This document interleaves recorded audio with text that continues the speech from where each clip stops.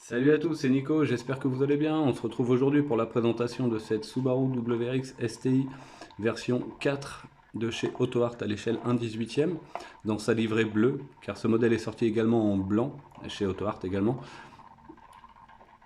Je vous laisse l'admirer un petit peu, puis je vais vous expliquer quelques petits détails concernant cette voiture. Donc c'est un modèle qui est sorti Je parle de la miniature, hein. La miniature est sortie en 99, donc sur le catalogue de AutoArt. Et concernant l'échelle 1.1, donc c'est une Impreza WRX STI version 4, sortie exclusivement pour le marché japonais en 97, qui a été reproduit chez AutoArt. Et à l'époque, c'était les pionniers à sortir du Subaru, surtout sur les versions GC8, donc modèle 93 à 2000 bien sûr. Hop, on va éteindre le plateau, puis on va la détailler ensemble si vous le voulez bien. Hop, voilà. Alors, comme vous pouvez le voir, on s'est arrêté pile sur l'aile arrière. Donc, le petit picot qui est là, c'est l'antenne. Sur le marché japonais, ils ont une antenne qui sort de l'aile arrière. Ensuite, sur son petit popotin. Comme vous pouvez le constater, quelque chose que je vous avais souligné, l'échappement, il est juste peint en gris. Vous voyez? C'est pas une cannelure en aluminium comme vous pouvez avoir sur les tout derniers modèles de AutoArt. Donc on retrouve les feux spécifiques de la STI, donc partie rouge sur le haut et partie blanche sur le bas.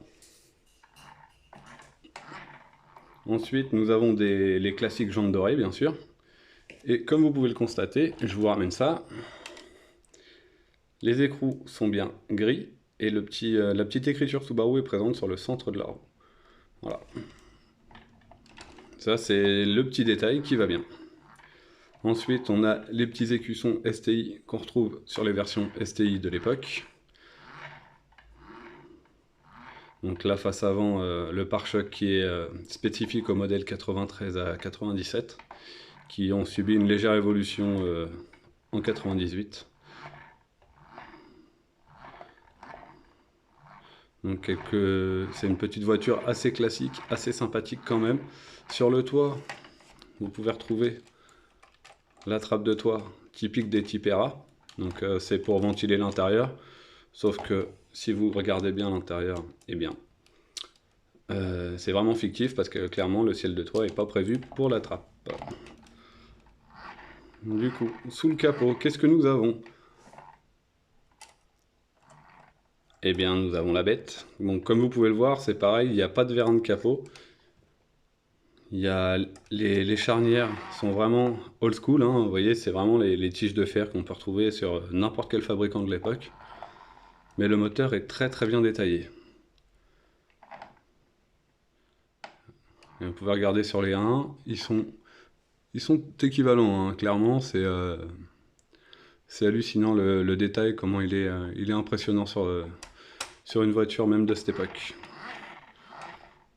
Ensuite, passons voir sur l'habitacle. Donc, vous voyez, il n'y a pas de fenêtre non plus sur les premières Subaru sorties de cette époque-là. Hop, regardez un peu. Hop. Je vous prévois un peu de lumière, je sais que c'est pas super sinon. Hop. Donc les sièges, vous voyez bien la feutrine au sol.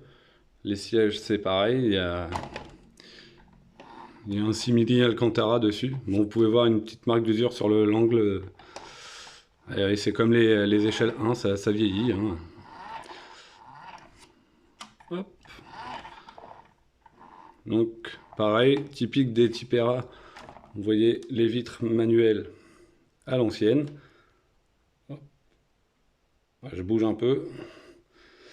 Et concernant l'habitacle, on va la prendre à deux mains, ça va être mieux. Je rappelle que c'est un modèle qui est sorti en 99, hein. Donc la qualité est quand même impressionnante.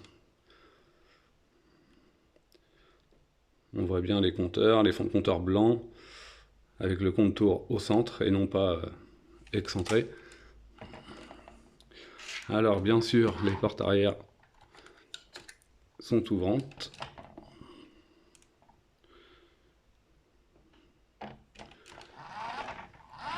C'est un magnifique modèle. Je remercie d'ailleurs Laurent de me l'avoir cédé à très très bon prix. Mon petit Laurent, si tu passes par là, je te fais des bisous. Merci d'avoir participé à la collecte. Et le coffre, pareil, hein, c'est à l'ancienne, il n'y a pas de vérin, c'est vraiment old school, mais ça reste une très très belle miniature. Alors, concernant son prix de vente sur le marché actuel, à savoir que c'est un modèle qui ne court pas énormément les rues. J'ai pu voir, alors je tourne cette vidéo, on est lundi, il y a une enchère en ce moment sur eBay, le vendeur en demande, il y a une enchère dessus, elle est à 200 €, avec les frais de port ça vous fait 208 €. À savoir que ce même vendeur vend cette même voiture sur le Bon Coin et il l'a affiché à 230 €. Donc vous pouvez toujours essayer de le contacter et puis de voir avec lui si vous pouvez arrondir à 200, frais de port compris. Ce serait un très bon prix. C'est le prix que je vendrais la mienne si je devais la vendre. Sachant que c'est un véhicule qui possède la boîte. Donc comme je vous disais dans une précédente vidéo, n'hésitez pas à demander des photos de la boîte et de vérifier que la boîte est bien originale à la voiture. Avant d'éventuellement passer sur un achat. Donc oui, prix de vente, on est sur du 180 à 200 €. Après, ne soyez pas pressés, c'est des modèles qu'on trouve pas souvent, mais on en voit passer de temps en temps. Donc regardez si vous êtes prêt à y mettre ce prix si vous la désirez. Après, vous pouvez partir sur un autre modèle. À savoir que celle-ci, je l'ai eu sur un coup de chance, hein. C'est un ami qui m'a contacté pour me dire tiens Nico, si ça t'intéresse, j'ai deux voitures à vendre. Donc il y avait celle-ci et une STI 8 noire que je vous présenterai dans une vidéo. Et là je peux vous montrer celle que j'ai, c'est exactement celle-ci. Voilà, c'est exactement la même en blanche. Vous voyez, il n'y a pas de différence. C'est juste que elle claque aussi en blanche. En revanche, elle a les poignées en noir et les rétros en noir. C'est la seule différence, contrairement à la bleue. Et c'est un modèle qui m'a fallu presque 2 ans pour la trouver au prix que je voulais. J'avais un budget de 140 à l'époque. Donc je vous parle de ça, ça remonte aux années 2012-2013. Et c'est un véhicule que j'ai payé 110 €, livraison incluse, avec la boîte. Voilà. Pour vous donner une idée de prix, de ce que moi je paye mes voitures. Et ce que en prix je suis prêt à mettre. Même si je les veux toutes, je ne mettrai pas n'importe quel prix. Je préfère attendre et trouver la perle. Donc ça c'est mon petit conseil du jour. Vous jetez pas sur n'importe quelle voiture. Cherchez, patientez. Vous n'êtes pas pressé, on a le temps pour trouver la bonne pièce. Mais pas à n'importe quel prix. Je vous invite en commentaire à me dire quelle voiture vous voulez voir par la suite. Je pensais faire une rétrospective en fonction des années, c'est-à-dire que là on a fait la 97. Je ferai bien la 2001 ou la GT 2000 à la limite, juste après.